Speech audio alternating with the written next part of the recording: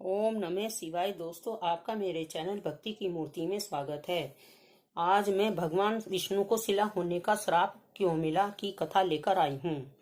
तुलसी से जुड़ी यह कथा बहुत ही प्रचलित है। श्रीमद् देवी भागवत पुराण में इनके अवतरण की कथा बताई गई है। एक बार की बात है, शिव ने अपने तेज को समुद्र में फेंक दिया। उसने एक महातेजस्वी बालक का जन्म हुआ। यह बालक आगे चलकर जालंधर के नाम से पराक्रमी दैत्य राजा बना। इसने जालंधर को अपनी राजधानी बनाया। वृंदा का विवाह जालंधर से हुआ, जो दैत्य राज कालनेमी की कन्या थी।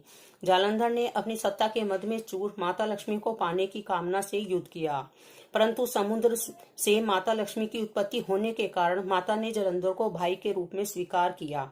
उसके बाद वो कैलाश पर्वत पर जाकर माता पार्वती को पाने की लालसा करने लगा। वह भगवान शिव का रूप धर माता पार्वती के पास गया, परंतु माँ ने अपने योग बल से उसे तुरंत ही पहचान लिया, तो वह वहां से अंतर्ध्यान हो गई। माता पार्वती ने क्रुद्ध होकर यह सारा वृतांत भगवान विष्णु को बताया। जालंधर की पत्नी पतिव्रता थी, इसलिए उसके पतिव्रत धर्म के कारण न तो वह मारा जा सकता था और न ही पराजित हो सकता था। उसके पतिव्रत धर्म को भंग करने के लिए भगवान विष्णु ने ऋषि का रूप धारण कर वन में जा पहुंचे।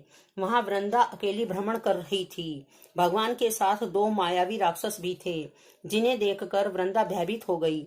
ऋषि ने वृंदा के सामने पल में दोनों को भस्म कर दिया।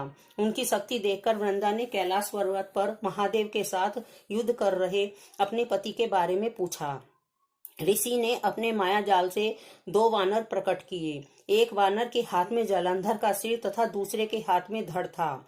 अपने पति की यह दशा देखकर वृंदा मूर्छित हो गई। होश में आने पर ऋषि से अपने पति को जीवित करने की प्रार्थना करने लगी। भगवान ने अपनी माया से जालंधर का सिर धड़ से जोड़ दिया और स्वयं उसके शरीर में प्रवेश कर गए। वृंदा को वो इस छल का जरा भी पता नहीं चला। जालंधर बने भगवान के साथ वृंदा पतिव्रत धर्म का पालन करने लगी, जिससे उसका सतीत्व भंग हो गया।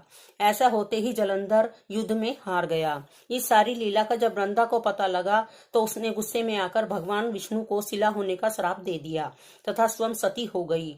जहाँ वृंदा भस्म हुई, वहां पर तुलसी का पौधा उगा। तब भगवान विष्णु ने वृंदा से कहा, हे वृंदा, तुम अपने सतीत्व के कारण मुझे लक्ष्मी से भी अधिक प्रिय हो गई हो। अब तुम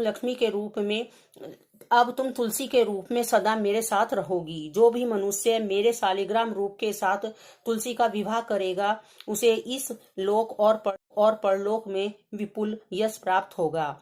जिस घर में तुलसी होती है, वहां यम के दूत भी असमय नहीं जा सकते। गंगा व नर्मदा के जल में स्नान तथा तुलसी का पूजन बराबर माना जाता है। चाहे मनुष्य कितना भी पापी क्यों ना हो, मृत्यु के समय जिसके प्राण मंजरी रहित तुलसी और गंगाजल मुख में रखकर निकल जाते हैं, वह पापों से मुक्त होकर बैकुंठ धाम को जाता है। जो मनुष्य तुलसी व आंवले की छाया में अपने पितरों का श्राद्ध करता है, उसके पितर मोक्ष को प्राप्त हो जाते हैं। उसी दैत्य जालंधर की भूमि जालंधर के नाम से विख्यात है। सती वृंदा का मंदिर मोहल्ला कोट किशनचंद में स्थित है। कहते हैं इस स्थान पर एक प्राचीन गुफा थी, जो सीधी हरिद्वार तक जाती थी। सच्चे मन से 40 दिन तक सती वृंदा देवी के मंदिर में जो पूजा करने से सभी मनोरथ पूर्ण होते हैं।